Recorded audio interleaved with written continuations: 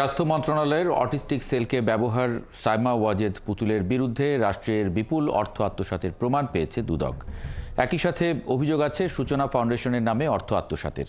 এত অভিযোগ নিয়ে বিশ্ব স্বাস্থ্য সংস্থায় পুতুলের বাংলাদেশের প্রতিনিধিত্ব দেশের ভাবমূর্তির জন্য ক্ষতিকর বলছে দুদক। এই কারণে পুতুলকে দক্ষিণ পূর্ব এশিয়ার আঞ্চলিক পরিচালক পদ বাতিল করতে স্বাস্থ্য মন্ত্রণালয়কেও চিঠি দেবে দুদক। জেমসন মাহবুবের প্রতিবেদন। I must of course also thank our leader, Dr. Tedros, our esteemed DG. যোগ্যতা না থাকার পরও বিশ্ব স্বাস্থ্য সংস্থার দক্ষিণ পূর্ব এশিয়ার আঞ্চলিক পরিচালক পদে নিয়োগ পান হাসিনা কন্যা সাইমা ওয়াজেদ পুতুল। অভিযোগ দুদকের। দুদক বলছে, প্রার্থী হবার জন্য যেসব অভিজ্ঞতা ও যোগ্যতার কথা বলা হয়েছিল সেসব কেবলই ছিল কাগজে ও ফরমায়েশি। সব করেছে মায়ের রাষ্ট্রীয় ক্ষমতাকে ব্যবহার করে।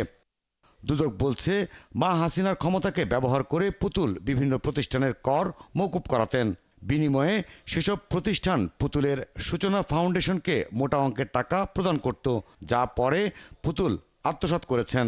অটিস্টিক সেলকে ব্যবহার করে ভুয়া প্রকল্প দেখিয়েও রাষ্ট্রের বিপুল অর্থ আত্মসাতের অভিযোগ আছে পুতুলের বিরুদ্ধে। এসব অভিযোগ খতিয়ে দেখতে শুরু হয়েছে অনুসন্ধান। মায়ের ক্ষমতাকে ব্যবহার করে পূর্বাঞ্চলে 10 কাঠার একটি প্লট বাগিয়ে নেয়ার অভিযোগে এরই মধ্যে পুতুলের বিরুদ্ধে মামলা করেছে দুদক। এসব অভিযোগ নিয়ে বিশ্ব স্বাস্থ্য সংস্থার পদে পুতুলের বহাল রাখাটা দেশের মর্যাদার জন্য ক্ষতিকর। তাই তাকে সরাতে সব প্রচেষ্টা চালাবে দুদক, বলছেন মহাপরিচালক। এই বিষয়ে অনুসন্ধান দল কাজ করছে, তারা এই বিষয়টা ঠিক করবেন, কোন কোন জায়গায় কোন কোন অভিযোগে কোন কোন বিষয়গুলো রয়েছে, কোথায় কোথায় তাদের তথ্যাদি সংগ্রহের জন্য পত্র দিতে হবে, এই কাজগুলো অনুসন্ধান দল করবে। এদিকে 70 কোটি টাকা অবৈধ সম্পদ ও 258 কোটি টাকা সন্দেহজনক লেনদেনের অভিযোগে কুমিল্লার রাজনীতির গডফাদার হিসেবে পরিচিত বাহাউদ্দিন বাহার ও তার পরিবারের বিরুদ্ধে মামলা করেছে দুদক।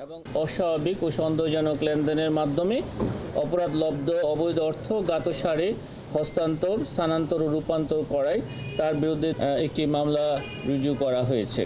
অবৈধ সম্পদ অর্জনের অভিযোগে মামলা হয়েছে বাহার কন্যা কুমিল্লার সাবেক সিটি মেয়র তাহমিনা বাহার সূচনার বিরুদ্ধে। জেমসন মাহবুব, 71, ঢাকা।